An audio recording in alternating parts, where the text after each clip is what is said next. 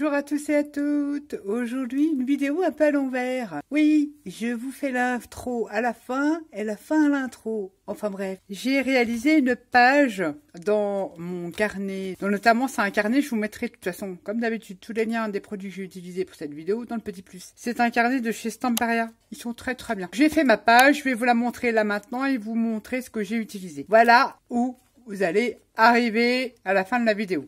J'ai utilisé pour faire le fond, là, des morceaux de papier, une collection de Antonis. C'était Fantasy World. J'ai pris un fond dans le background là. Vous voyez, j'ai encore un petit bout que j'ai collé là, que j'ai collé là. J'ai utilisé notamment la patina texture. C'est pas ma préférée, je préfère l'effet rusty. J'ai utilisé pour les tons de bleu et de vert que vous voyez ici. J'ai utilisé de la modeling paste et j'ai utilisé des Allegro, notamment de bleu là, je crois. Ensuite, j'ai utilisé le vert que j'ai mélangé à la volume paste pour faire le pochoir. Pareil de chez Stamperia. Et le reste, ce sont des stickers ici de chez Journal C. Journal C. Le papier avec les elfes que vous avez présenté dans un haul Journal C. Je vous remettrai le petit si vous l'avez pas vu. Mais je vous remettrai le lien des produits ainsi que le code promo. C'était des elfes que j'ai détourés. C'était du papier. Ça, c'est les tampons caoutchouc de chez Journal C. Je vous avais fait un brouillon pour vous montrer comment était le tampon. Bah, je l'ai utilisé. Vous savez, je ne perds rien. Ce sont des feuillages. Ça, ce sont des dies de chez Temu. Je vous mettrai les liens aussi. Des dies peu épines de sapin, ça tombe bien, c'est Noël.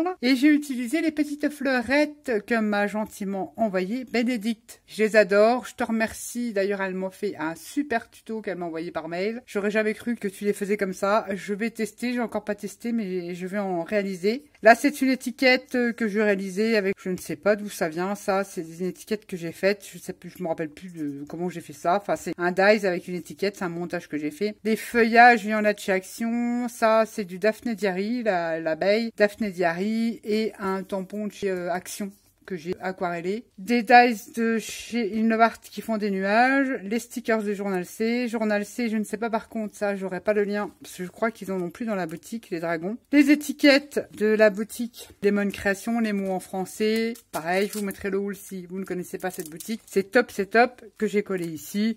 Et puis, qu'est-ce que vous dire d'autre? C'est tout, un petit montage, et puis ça m'a donné ça. Les gouttelettes, j'en ai fait avec du blanc. Ah oui, puis j'ai utilisé de la Glamour Paste turquoise également ici pour faire les écritures. J'ai détouré mes stickers pour éviter le plus de brillant possible. Et je les ai bien installés au plioir. Et le tour de mes pages, je l'ai réalisé avec la Vintage Anti-Sting Paste. Je vais y arriver.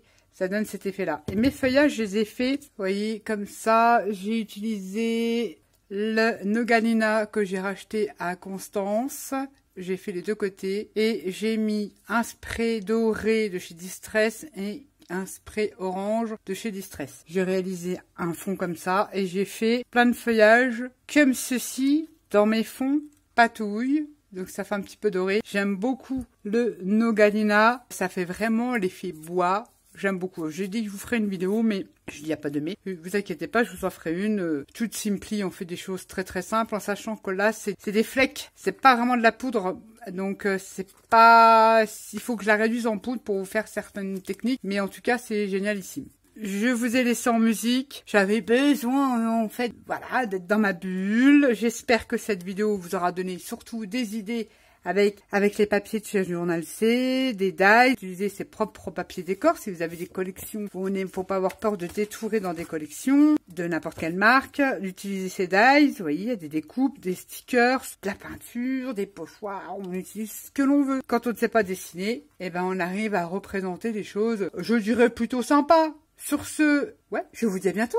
Bah oui, pour une prochaine vidéo. Bye bye.